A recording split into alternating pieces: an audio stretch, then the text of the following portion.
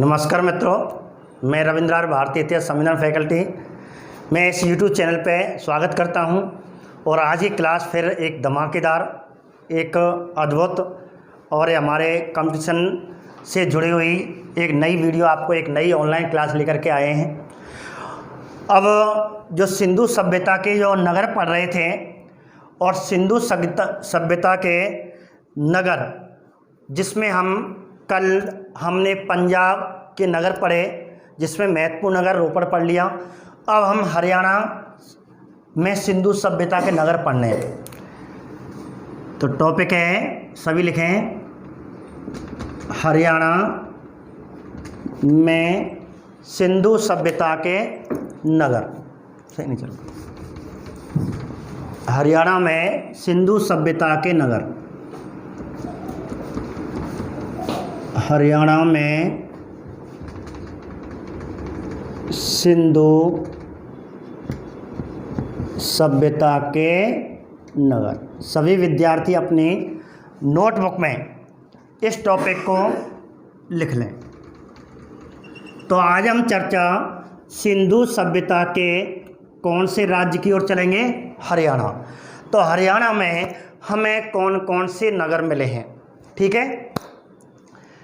अब देखिए, पहली तो बात करते हैं, एक सीधा सीधा प्रश्न बन जाता है कि हरियाणा में सिंधु सभ्यता के निम्न में से हरियाणा में सिंधु सभ्यता का पुराय स्थल नहीं है। इसका मतलब कौन कौन से पुराय स्थल हैं, एक बात, ठीक है।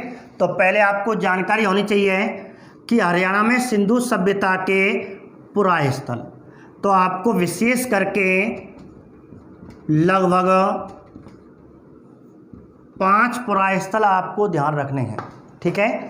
5 पुराय स्थल है। पहला जो पुराय स्थल है वह है वनवाली या वनवाली, ठीक है। 9th क्लास में वनवाली दे रखा है। वनवाली या वनवाली एक ही चीज़ है, वनवाली।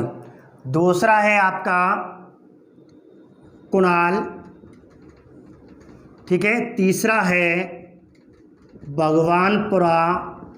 चौथा है मीताथल और 5वां है राखीगढ़ी। ये 5 आपको पुराय स्थल ध्यान रखने हैं। ये पांचों कहते हैं, ये शुरू के हैं, जो 3 हैं वो आपको हिसार जिला पड़ता है हरियाणा में, वहाँ स्थित है। मीताथल, ठीक है, इसी के पास है। और राखीगढ़ी जींद जिला है हरियाणा का, राखीगढ़ी। तो आपको विशेष करके ध्यान रखना है, ये 5 पुराय स्थल जो सिंधु सभ्यता के समकालीन हैं वो कौन से राज्य से संबंध रखते हैं? हरियाणा में। एक तो सीधा सीधा प्रश्न ये बनेगा। दूसरी बात, हम विस्तार से चर्चा किसकी करने वाले हैं? केवल वनवाली आपको विस्तार से पढ़ना है, ठीक है, इससे हम पढ़ लेंगे। अब लेकिन 4 जो अन्य 4 हैं, नीचे के 4 हैं, इनमें आपको सामान्यतः कुछ 1 या 2 बातें याद रखनी है। जैसे एक तो ये कुणाल कौन से राज्य में, हरियाणा में, एक बात याद रखनी है। दूसरी बात याद रखनी है, यहाँ से एक साक्ष्य मिले हैं और चांदी के 2 मुकुट मिले हैं। चांदी के 2 मुकुटों के साक्ष्य। चांदी, इसका मतलब सिंधु सभ्यता के समय चांदी थी। तो चांदी के 2 मुकुट कहाँ से मिले हैं? कुणाल। कुणाल कहाँ पे है? हरियाणा। कुणाल कौन सी सभ्यता के समकालीन है? कौन सी सभ्यता के नगर हैं? सिंधु सभ्यता। एक बात, भगवानपुरा में आपको मैंने बता रखा है, जब सिंधु सभ्यता का परिचय कराया था उसमें एक लाइन आई थी, भारत में सिंधु सभ्यता का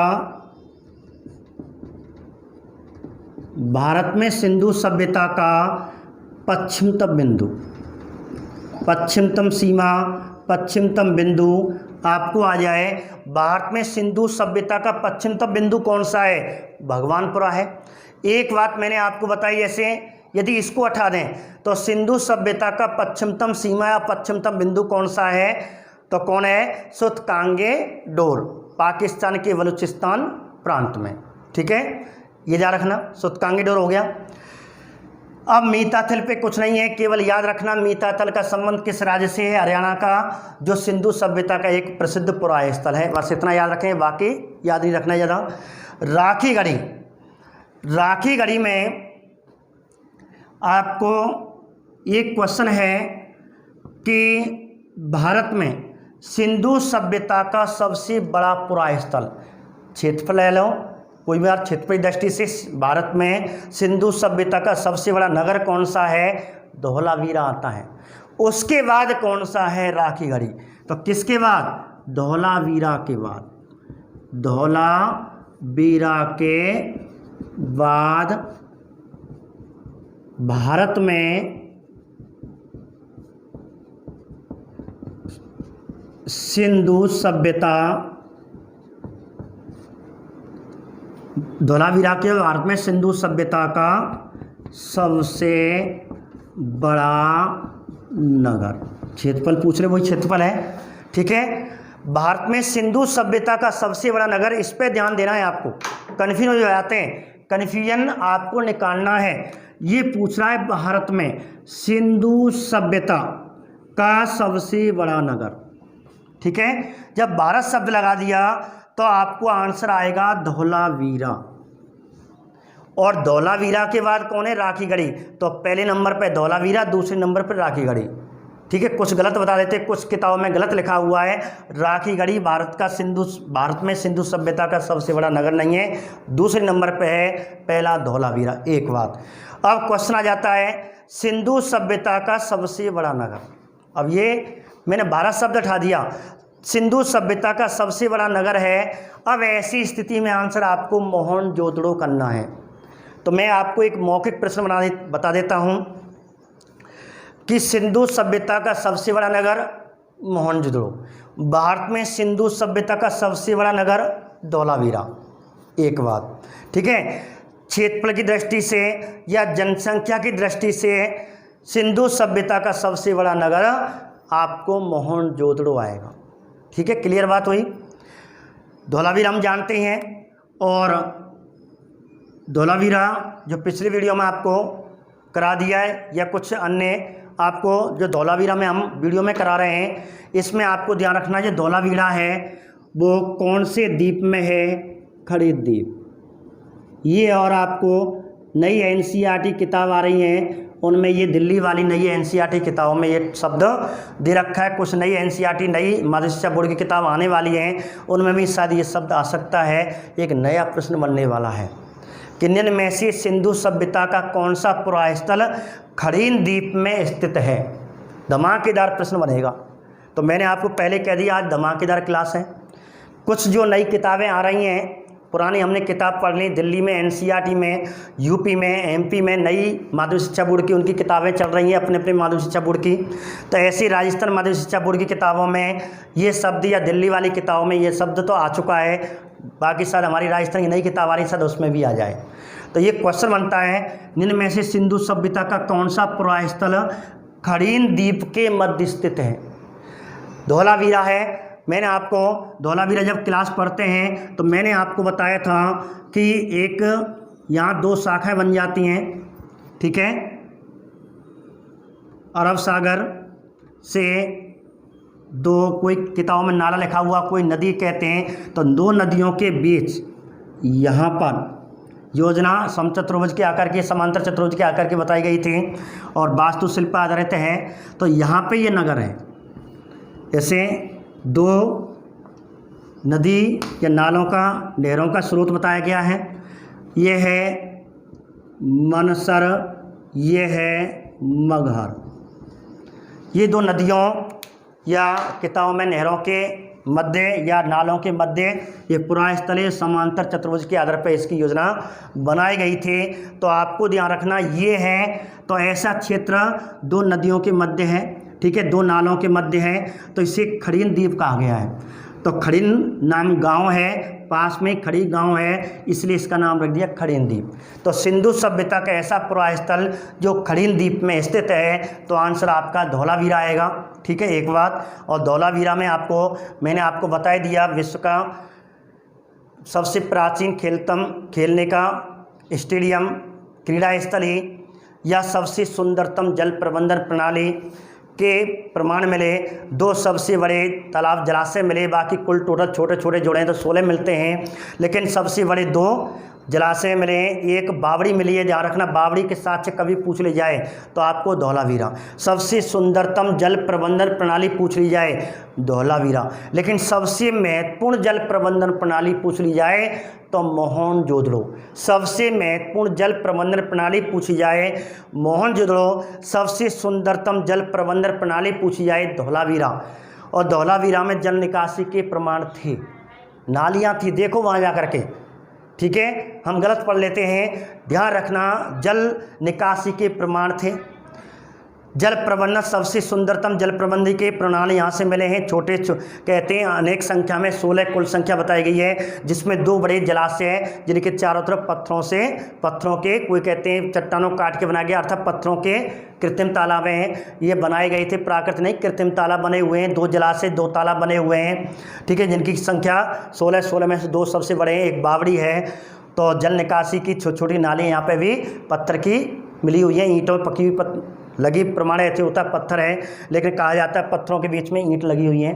तो ऐसे करके आपको ध्यान रखना, ये आपका खड़ीन द्वीप में स्थित कौन सा पुराण स्थल है, धौलावीरा, ठीक है।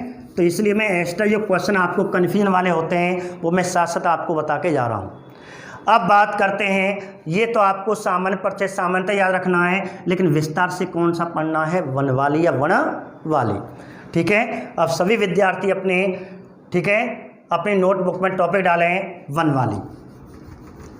वनवाली को उसी प्रकार पढ़ना है जैसे हमने अब तक नगर पढ़ चुके हैं, वही टॉपिक हमारे 7 टॉपिकों के माध्यम से इसको पढ़ना है, ठीक है। छोटा सा टॉपिक है, इसमें क्या होता है कि पहले मैं आपको समझा दूँ फिर आपको लिखा दूंगा, जैसे साथ साथ ले लेते हैं। जैसे पहला टॉपिक था स्थिति, कौन सा टॉपिक पढ़ रहे हैं, हरियाणा का हम पढ़ रहे हैं वनवाली, ठीक है, वनवाली पढ़ रहे हैं। आपको टॉपिक पढ़ाने से पहले एक और अर्थ बता दूं, वनवाली एक सिंधी भाषा का शब्द है, जितने भी शब्द हैं, मोहनजोदड़ो है, कालीबंगा है, लोथल है, धौलावीरा है, ये सब सिंधी भाषा के शब्द हैं, ध्यान रखना। और सिंधी भाषा में इसका अर्थ क्या होता है, तो सिंधी भाषा में वनवाली का अर्थ होता है वनवाली, बड़ा घर, वनवाली वहाँ घर कहते हैं, वन वाला बड़ा, तो बड़ा घर।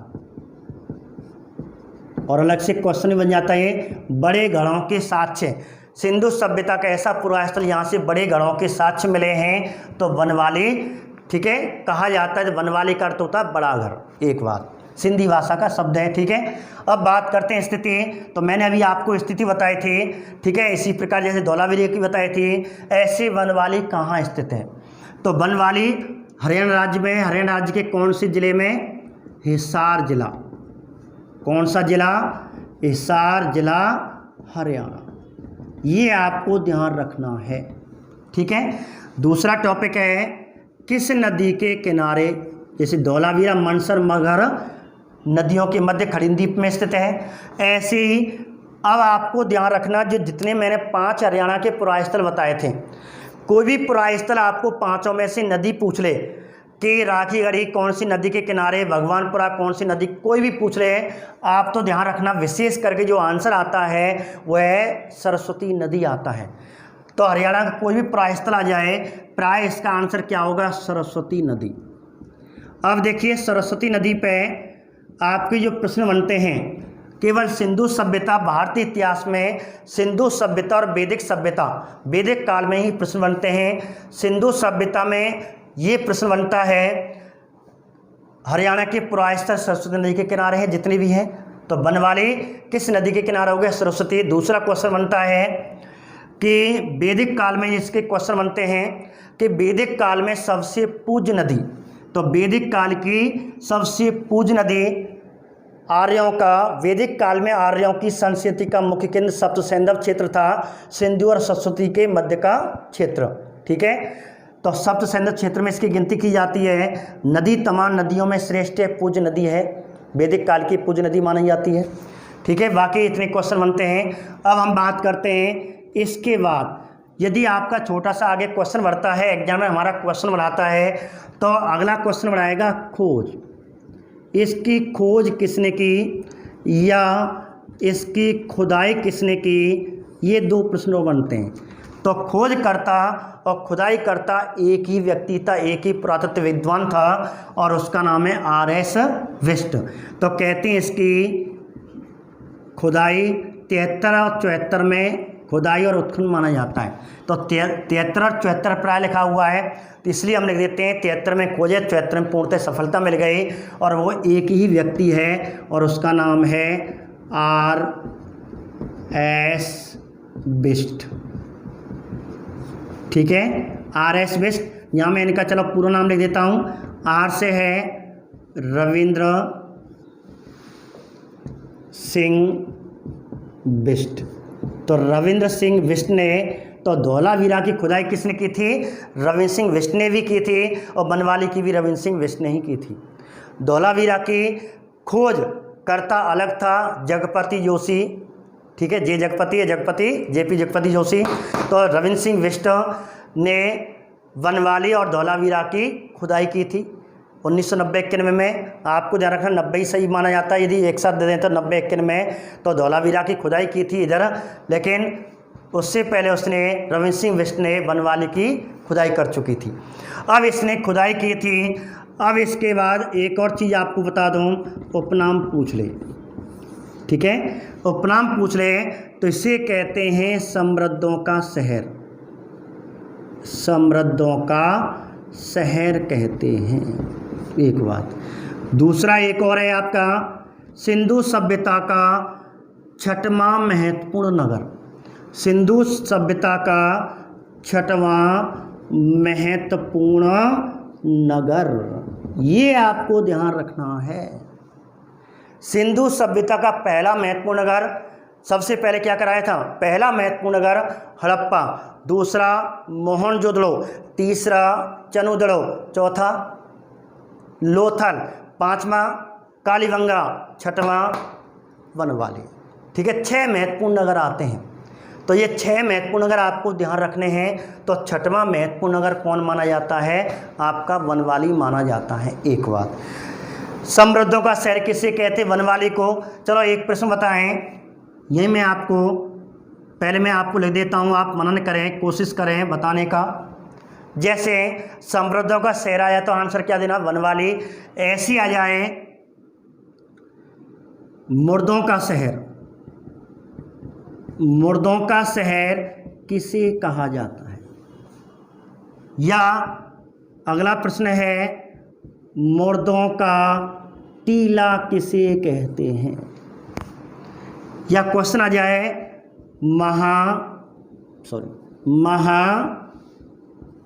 महासतियों का टीला किसे कहते हैं। बन गए आपके प्रश्न, एक जैसे प्रश्न हैं। क्वेश्चन क्या है, समृद्धों का शहर किसे कहते हैं, बनवाली कर देना। क्वेश्चन पूछे मुर्दों का शहर किसे कहते हैं, यहाँ बच्चे गलती करेंगे। मर्दों का शहर पूछ लिया तो आंसर बच्चे क्या करेंगे, मोहनजोदड़ो आंसर करेंगे, जबकि मोहनजोदड़ो तो ये रहा, मुर्दों का, प्रेतों का, भूतों का टीला मोहनजोदड़ो को कहा जाता है। यहाँ आंसर आपका मोहनजोदड़ो आएगा। लेकिन मुर्दों का शहर किसे कहते हैं, तो आपको आंसर करना है लोथल, मुर्दों का शहर। क्योंकि मुर्दों का शहर क्यों नहीं कह रहे, क्योंकि यहाँ से कोई कब्रगाह नहीं मिला है, ठीक है, लेकिन मुर्दे मिले हैं, अर्थात जैसे हमने खुदाई की थी तो ऊपर ऊपर से मिल गए। धरती में दबे हुए शमशान घाट में कोई भी कब्रिस्तान के प्रमाण कहाँ से नहीं मिले, मोहनजोदड़ो से। लेकिन जैसे खुदाई की थी और सबसे पहले कंकाल मिले थे 21 कंकाल। जैसे कालीबंगा में सबसे पहले खुदाई की थी तो काले रंग की चूड़ियाँ मिली थी, इसलिए उसका नाम रख दिया कालीबंगा। ऐसे मोहनजोदड़ो से जैसे खुदाई की थी तो सबसे पहले कंकाल कुल संख्या 21 थी। अत्यधिक कंकाल मिलने के कारण सिंधी भाषा में और इस प्रकार उसका नाम रख दिया मोहनजोदड़ो। आता है कि मोहनजोदड़ो का शाब्दिक अर्थ होता है मुर्दों का टीला या प्रेतों का, भूतों का टीला, मृतकों का टीला। अधिकतर प्राय सही आंसर है मृतकों का टीला। ठीक है। महासतियों का टीला किससे कहते हैं? ये आपका क्वेश्चन है, महासतियों का टीला। अब आपको ध्यान रखना, ये आपका होमवर्क हुआ आज का, कुछ होमवर्क तो देना है। तो एक आपको क्वेश्चन बता रहा हूँ, राजस्थान का संबंध ध्यान रखना। महासतियों का टीला राजस्थान जीके का प्रश्न है। देखते हैं इसका क्वेश्चन कल कौन बताता है, या आपको क्वेश्चन आ जाए जब ये वीडियो डालेंगे तो उसमें कमेंट में इसका आंसर देने की कृपा करें। इसलिए मैंने ये क्वेश्चन आपको छोड़ा है आपके लिए। ठीक है। महासतियों का टीला किसे कहा जाता है, आपको इसका आंसर कमेंट में देना है। ये है, कल अगले वीडियो में इसका आंसर मैं आपको बता दूं। ठीक है। एक बात ध्यान रखना। अब हम आगे बढ़ते हैं। उपनाम हो गए। उपनाम के बाद अब इसमें से निकला क्या, अर्थात जब खुदाई की गई थी तो खुदाई मैंने आपको बताया था, जब भी खुदाई करते हैं और जो नगर सिंधु सभ्यता के नगर मिलते थे उनका आकार कैसा था, आयताकार। एक बात, और ये आयताकार टीले पे बसे हुए थे, चारों तरफ आयताकार एक टीला था। और इसी प्रकार प्राय सिंधु सभ्यता से दो, ठीक है, टीले मिले थे, एक पूर्वी टीला, एक पश्चिमी टीला। पश्चिमी टीला ये पहला नगर माना जाता है और पूर्वी टीला दूसरा नगर माना जाता है। धौलावीर तो मैंने आपको बताया था, मध्य में उत्तर दिशा की ओर एक अन्य टीला मिला था जिसे तीसरा नगर, मध्यमा नगर कहते हैं। तो इस प्रकार कहते हैं बनवाली में भी दो टीले मिले थे, एक पूर्वी टीला और एक पश्चिमी टीला, ध्यान रखना। और जो पश्चिमी टीला था इसके चारों ओर एक रक्षा प्राचीर हुआ करती थी, यहाँ से भी मिली। नॉर्मल चीज़ थी, कोई अपवाद नहीं था, बिल्कुल ये प्राय था। यहाँ 4-5 मकान मिलते थे, यहाँ मुखिया वर्ग लोग, रक्षा सैनिक वर्ग लोग रहते थे, लेकिन यहाँ आम जनता, इसलिए आम बस्ती कहा जाता था इसको। ठीक है। एक बात कॉमन चीज़ थी, ऐसा मिला। अब लेकिन इसमें जब खुदाई की गई थी तो खुदाई में तो अधिकतर अन्य जगह से मिले थे, यहाँ से मिले, लेकिन यहाँ से जो अलग मिले वो आपको याद करने हैं। पहले बता दिया, एक्स्ट्रा आपको केवल कौन से टॉपिक याद करने हैं जो सबसे प्रसिद्ध कोई विशेषता होगी, एकमात्र यहाँ से मिला, कोई विशेष बात होगी या पहले मिला, उसी को माना जाता है। अब यहाँ से क्या क्या मिले, तो साक्ष्य क्या क्या मिले, तो इस प्रकार आपके साक्ष्य यहाँ पढ़ने हैं। तो छठा टॉपिक है खुदाई में साक्ष्य। जब इसकी खुदाई की गई, और खुदाई करने वाला कौन है, रविंद्र सिंह बिष्ट। हाँ, कुछ विद्यार्थी कहें गुरुजी आपका नाम भी रविंद्र है। ठीक है। तो रविंद्र सिंह बिष्ट ने 1974 में इसकी खुदाई की। अब खुदाई में आपको विशेष करके आपको एक प्रमाण तो मैंने बता दिया, बड़े घरों के प्रमाण भी पूछे, तो बड़े घरों के प्रमाण बनवानी से मिले। एक क्वेश्चन तो यहाँ मैंने आपको वहीं कर दिया, लेकिन जो इम्पोर्टेंट है वो 3 साक्ष्य हैं। 3 साक्ष्य कौन कौन से? नंबर 1, उन्नत किस्म के जौ के प्रमाण। उन्नत किस्म के जौ के प्रमाण, ये ध्यान रखना। अब आपको ध्यान रखना, उन्नत किस्म के जौ के प्रमाण कहाँ से मिले, तो आपको आंसर क्या करना है, बनवाली करना है। एक बात। दूसरा है खिलौने के रूप में, खिलौने के रूप में मिट्टी का हल, मिट्टी का हल के प्रमाण पूछे।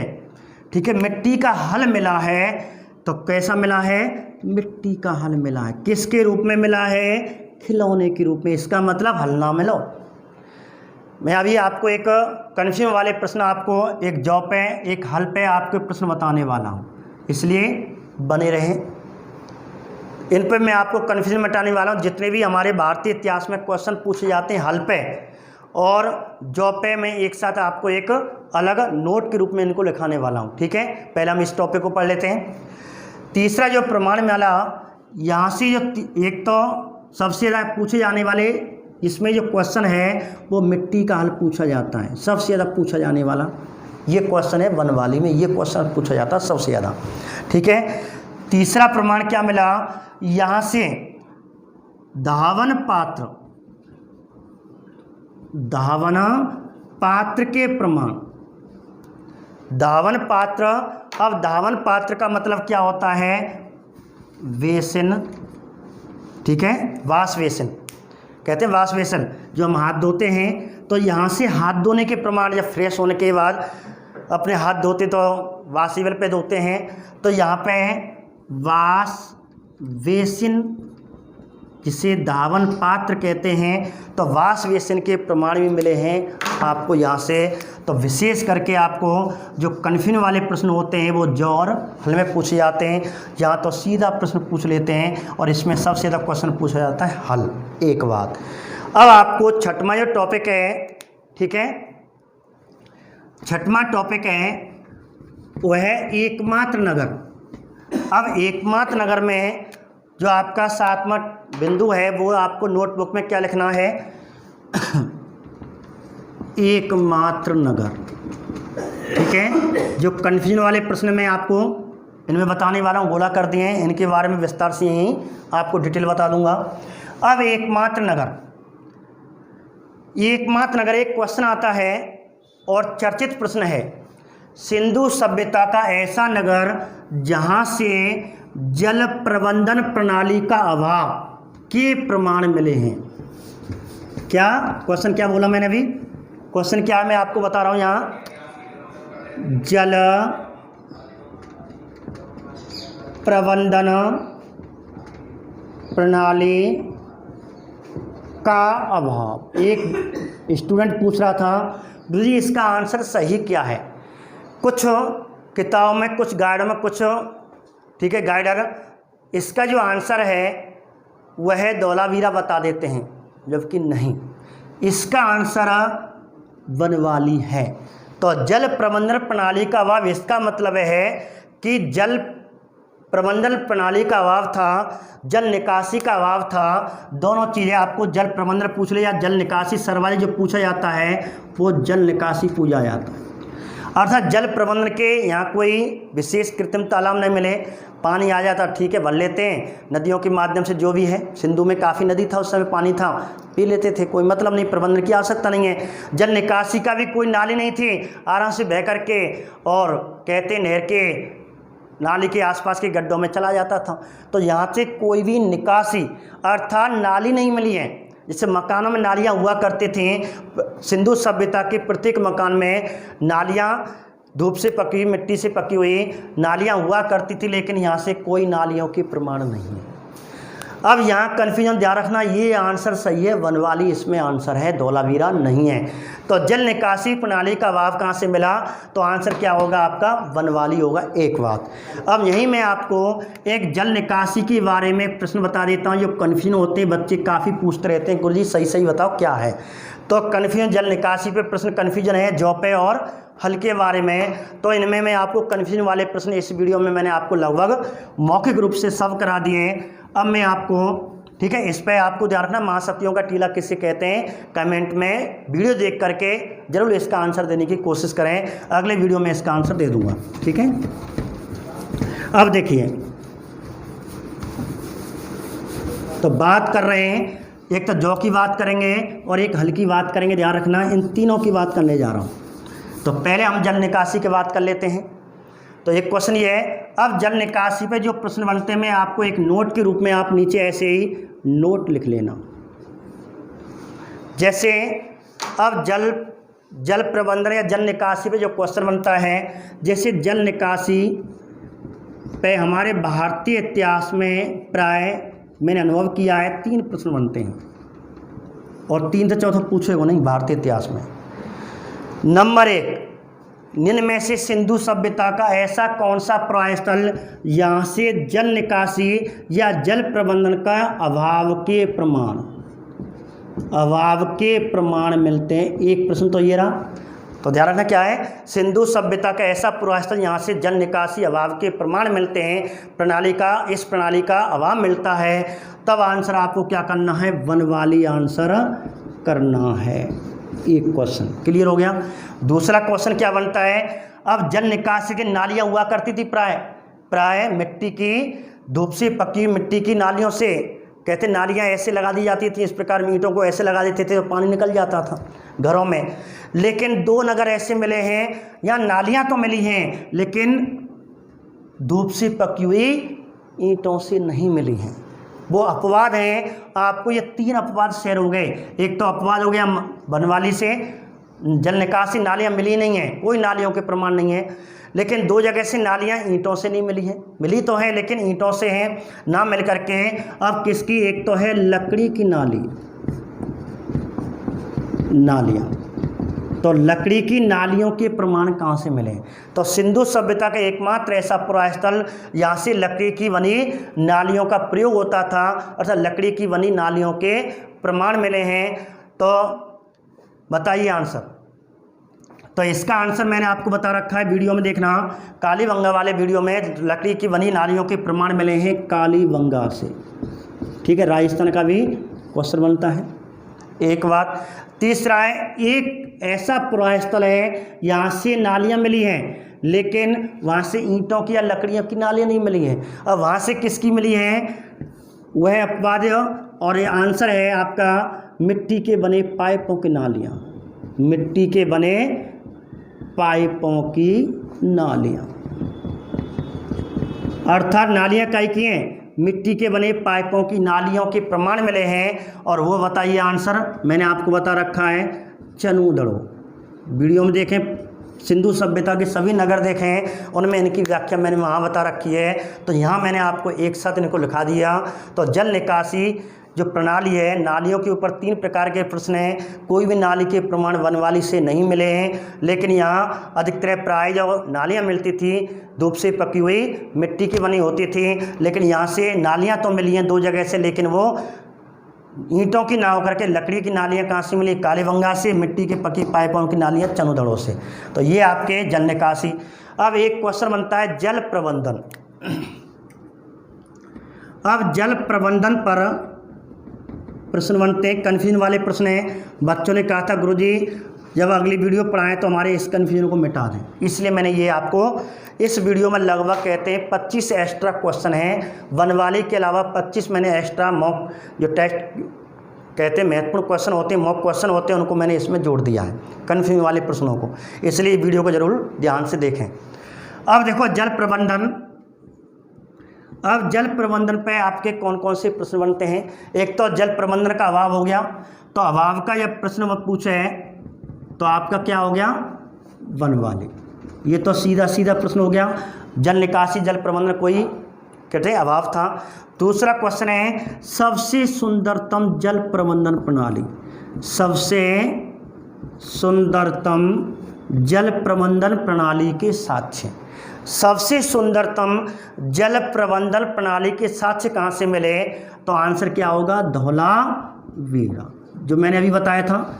धौलावीरा से कुल कृत्रिम मनुष्यों के द्वारा बनाए गए 16 तालाब मिले, जिनमें 2 सबसे बड़े तालाब प्रसिद्ध माने जाते हैं, काफ़ी बड़े हैं। ठीक है, 2 बड़े कृत्रिम जलाशय के प्रमाण दिल्ली वाली किताबों में लिखा हुआ है। 2 बड़े कृत्रिम जलाशय या तालाब के प्रमाण कहाँ से मिले? धौलावीरा से मिले। फर्स्ट ग्रेड में भी इस साल पूछा गया जल प्रबंधन में से। एक बात। दूसरा क्वेश्चन क्या बनता है आपको थोड़ा सा बता दूं, तो कुल कितने मिले? 16 में से 2 बड़े, ठीक है, और एक क्या मिली थी मैंने आपको? इसके अलावा इसके बाद जल प्रबंधन में एक और चीज़ मिल रही थी, एक बावड़ी मिली थी। बावड़ी, राजस्थान की बावड़ी प्रसिद्ध है। तो बावड़ी के प्रमाण भी कहाँ से माने जाते हैं? धौलावीरा से। बड़े जलाशय तालाबों के साक्ष्य जो कृत्रिम थे, कृत्रिम जलाशयों के साक्ष्य कहाँ माने जाते हैं? धौलावीरा से, जिनकी संख्या 16 थी। 2 बड़े थे, जिनमें से एक बावड़ी थी, अलग जल प्रबंधन। इसलिए सबसे सुंदरतम जल प्रबंधन प्रणाली के साक्ष्य पूछे हैं, धौलावीरा करना है। नंबर तीसरा प्रश्न क्या पूछेगा? नंबर तीसरा प्रश्न है सबसे महत्वपूर्ण सिंधु सभ्यता का ऐसा पुरास्थल जहाँ से सबसे महत्वपूर्ण जल प्रबंधन के साक्ष्य मिले। सबसे महत्वपूर्ण और सबसे सुंदर, इस पर ध्यान रखें। ये आपकी बात है सुंदर की और ये बात है महत्वपूर्ण की। तो सबसे महत्वपूर्ण कहते हैं घरों में कुएं भी मिले थे, कुएं के साक्ष्य मिले हैं। इसका मतलब शायद प्रबंधन के होंगे, इसलिए कुएं मिलने के कारण कहते हैं सबसे महत्वपूर्ण मानी जाती है। तो सिंधु सभ्यता का ऐसा पुरास्थल यहाँ पे जल प्रबंधन के सबसे महत्वपूर्ण प्रमाण मिले हैं। तो आंसर क्या आएगा? मोहनजोदड़ो। क्योंकि कुएं मिले थे घरों में मोहनजोदड़ो से। ये आपको ठीक है। जल निकासी पे आपके जो कन्फ्यूजन के प्रश्न होते हैं मैंने आपको यहाँ बताया। जल प्रबंधन में जो कन्फ्यूजन के प्रश्न होते हैं तीनों को एक साथ मैंने यहाँ आपको लिखा दिया। ठीक है, खड़ी द्वीप में स्थित है मैंने आपको बता दिया, धौलावीरा। अब आपको दो टॉपिक ले लेते हैं, हल और जौ। अब हल और जौ पे जो भी भारतीय इतिहास में प्रश्न बनते हैं मैं आपको यहाँ पे जौ के बारे में और हल के बारे में पहले बात कर लेते हैं, जौ। ठीक है, तो ऐसे ही यहाँ टॉपिक डाल लेना जौ। अब जौ में प्रश्न क्या बनेंगे, तो जौ में जो क्वेश्चन बनते हैं भारतीय इतिहास में दो कालों में क्वेश्चन पूछे जाते हैं, एक तो सिंधु सभ्यता में और एक वैदिक काल में जौ के प्रश्न बनते हैं। अब सिंधु सभ्यता के समय क्या क्वेश्चन बनता है, यदि एग्जामिनर पूछेगा सिंधु सभ्यता के संबंध में जौ के बारे में कौन कौन से प्रश्न पूछेगा, एक तो मैंने अभी बता दिया उन्नत जौ के प्रमाण, उन्नत जौ के प्रमाण एक प्रश्न तो ये पूछेगा। तो उन्नत जौ के प्रमाण कहाँ से मिले, बनवाली से मिले। दूसरा क्वेश्चन क्या पूछेगा, ठीक है, दूसरा महत्वपूर्ण प्रश्न है सिंधु सभ्यता के लोगों की दो महत्वपूर्ण फसलें, दो महत्वपूर्ण फसलें, ये क्वेश्चन पूछता है। ठीक है, मुख्य खाद्यान्न और महत्वपूर्ण फसल में ध्यान रखना एक ही चीज़ है, अलग नहीं है। तो मुख्य खाद्यान्न या महत्वपूर्ण फसलें दो पूछे तो दो आपको क्रम से बतानी है। सबसे महत्वपूर्ण फसल कौन सी थी, सबसे प्रमुख फसल कौन सी थी, ठीक है, ध्यान रखना। तो कपास आती है सिंडम, लेकिन सबसे महत्वपूर्ण फसल पूछ ले, मुख्य खाद्यान्न पूछ ले, तब आपको आंसर करना है गेहूँ।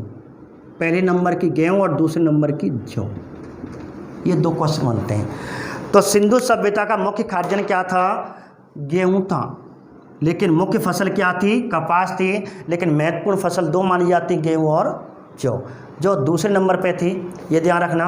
अब आपको वैदिक काल में क्या क्वेश्चन पूछेगा, अब वैदिक काल में जौ पे आपके प्रश्न बनते हैं यहाँ। तो वैदिक काल में जौ को क्या कहा गया, एक बात, ठीक है, तो जौ को वैदिक काल में यव कहा गया, एक तो बात ध्यान रखनी है। तो वैदिक काल में जौ को क्या कहा गया था, यव कहा गया, और ये ऋग्वेद में कहा गया।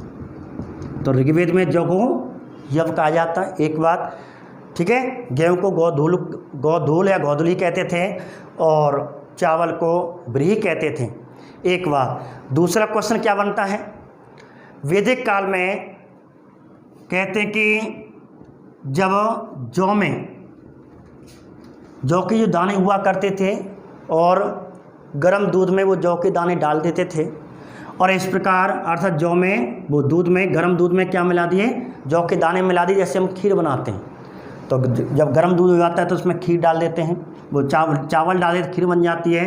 तो ये बाजवानी की खीर थी। वैदिक काल में खीर ऐसे बनती थी, चावल से नहीं बनती थी। उत्तर वैदिक काल में चावल डालने लग गए थे, लेकिन ऋग्वेदिक काल में और दूध में क्या डालते थे, जौ बना करके छीरप, जिसे छीरप कहते हैं, खीर कहते हैं, वो आपको यहाँ से मिलेगा। तो ऐसे करके आपको जौ के बारे में यहाँ प्रश्न बनते हैं। वैदिक काल में जौ को यव कहते थे। तीसरा क्वेश्चन बनता है ऋग्वेदिक काल का मुख्य खाद्यान्न। तो ऋग्वेदिक काल के लोग मुख्य रूप से मुख्य खाद्यान्न क्या था, सर्वाधिक क्या खाते थे, जौ खाते थे।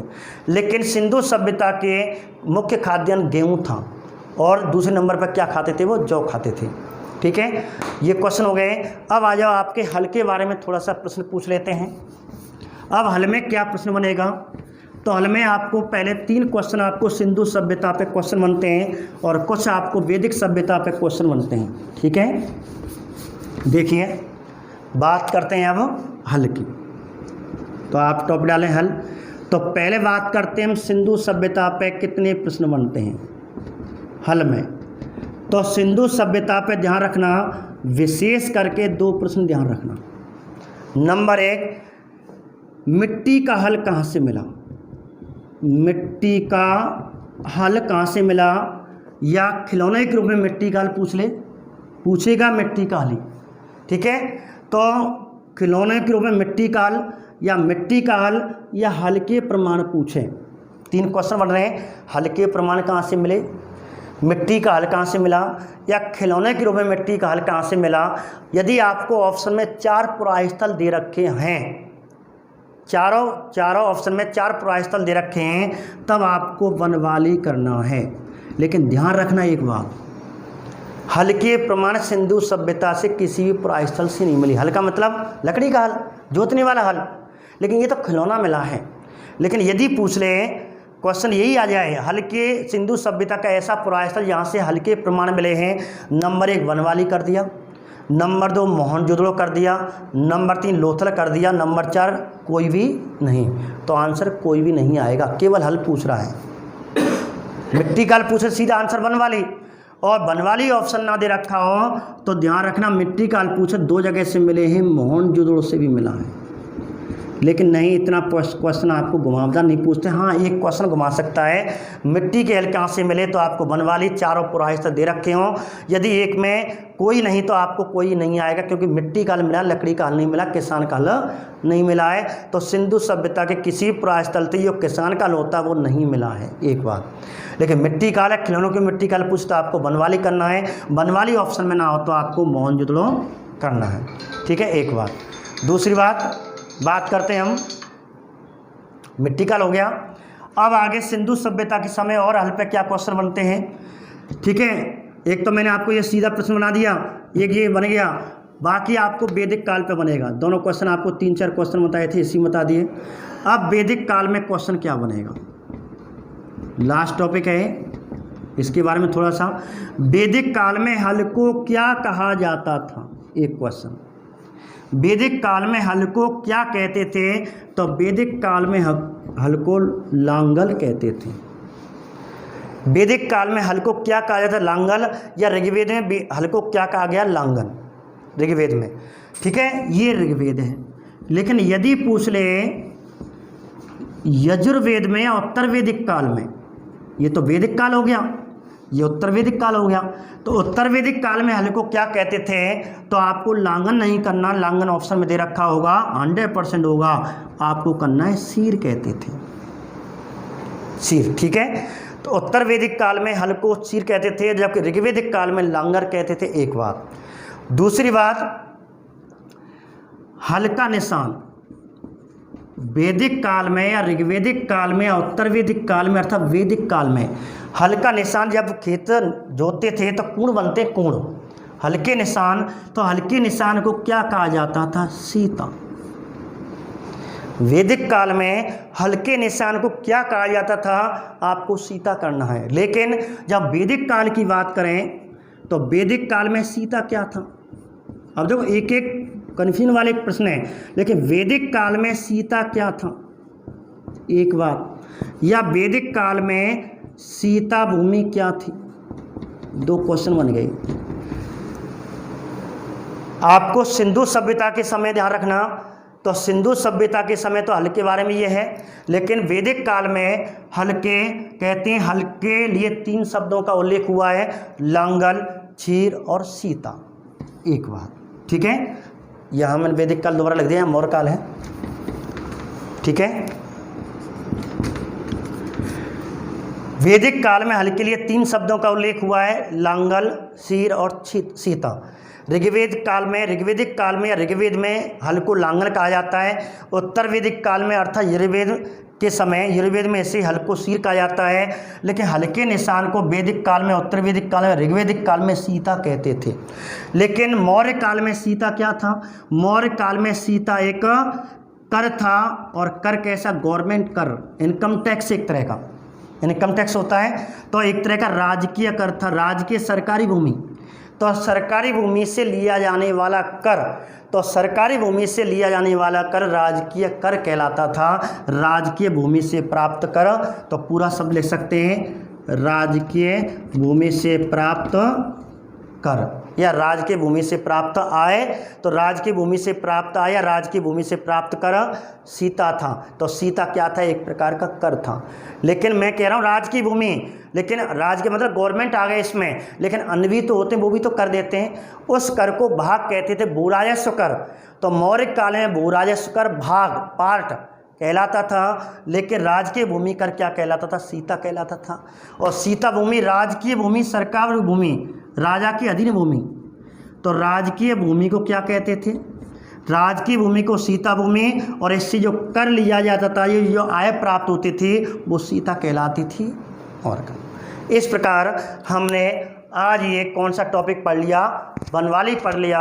और मैंने आपको लगभग 20 से 25 से 30 क्वेश्चन आपको लगभग इस मॉक टेस्ट के क्वेश्चन आपको जो कन्फ्यूजन थे, जो बच्चे गलती कर जाते हैं किताब में, बच्चे भी क्या करें, कन्फ्यूजन हम बता देते हैं, नहीं बताना चाहिए। किताब जो कह रही है, हमारी एनसीईआरटी किताबें कह रही हैं, ऑथराइड किताबें कह रही हैं, बच्चे क्या करते हैं, ऑनलाइन देख लेते हैं, कुछ गलत कह देते हैं, उसी को प्रमाण मान लेते हैं, जबकि ऐसा नहीं है।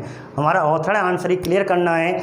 इसलिए इस वीडियो को पुराने विद्यार्थी कहते हैं, ये तो हमने पढ़ लिया, लेकिन जब आप वीडियो देखेंगे इसमें आपको लगभग 50% आपको एक्स्ट्रा दे रखा है। पुराने विद्यार्थियों या नए विद्यार्थियों जो मेरे से पढ़ चुके हैं, वो सभी विद्यार्थी इसको देखें, क्योंकि वहाँ कन्फ्यूजन पूछते हैं। या मैंने आपको सब कन्फ्यूजन मिटा दिया है। कुछ बच्चों ने कहा था गुरुजी कन्फ्यूजन को हमें मिटा देना इन टॉपिकों के बारे में, तो ऐसे करके मैंने आपको इस वीडियो के माध्यम से इस कन्फ्यूजन को मिटा दिया है। ठीक है, तो अगली बार अगली क्लास के लिए इंतज़ार करें। नमस्कार।